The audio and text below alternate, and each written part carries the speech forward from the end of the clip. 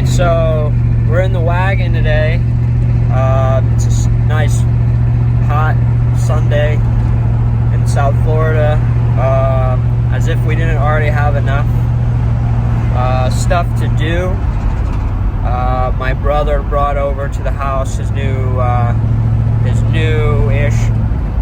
96 F-150 XLT 5-liter V8, single cab, long bed, 58,000 miles on it.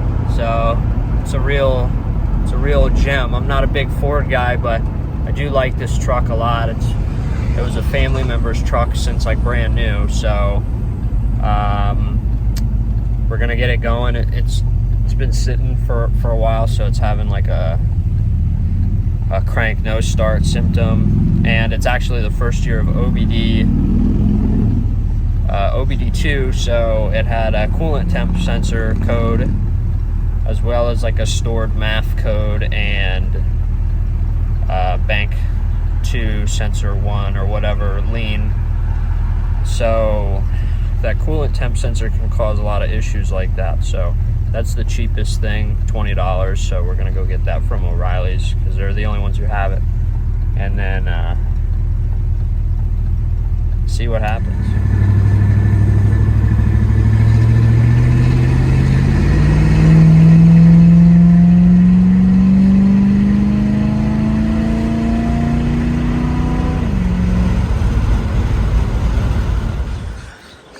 Part acquired. Alright, so here it is. It's 5-liter EFI 96, first year of the OBD2. It's pretty much all original. Paint super oxidized, but the interior's like mint. Super mint. No issues. AC needs work, I know, but it's like not really any rust on it.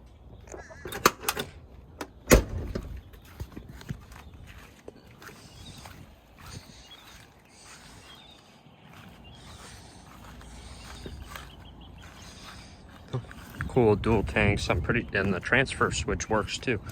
So we got the coolant temp sensor, which is right there, and we're gonna replace it and see if we can get it to start. The fuel rail has pressure and the gas smells okay, so we'll see.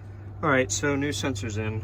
I just took this one off really quick and put the new one on. So I put Teflon tape on it. I don't know if I should have, because this has its like own thread sealer and it's like a pipe thread, so it's tapered.